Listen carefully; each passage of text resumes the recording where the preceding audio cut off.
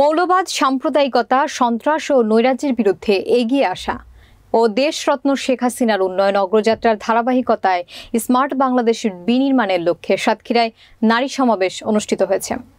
বিস্তারিত থাকছে সাতক্ষীরা প্রতিনিধি শরীফুল ইসলামের প্রতিবেদনে।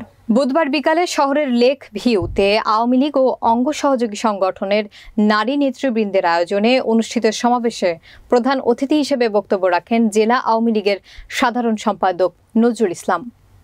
জেলা আওয়ামী লীগের মহিলা বিষয়ক সম্পাদক শিমুল শমসের সঞ্চালনায় বক্তব্য রাখেন সংরক্ষিত মহিলা আসনের সংসদ সদস্য লাইলা পারভিন সেজুতি, জেলা আওয়ামী লীগের সহসভাপতি শাহানা মুহিত বুলু, সদর উপজেলা পরিষদের মহিলা ভাইস চেয়ারম্যান কোহিনুর ইসলাম।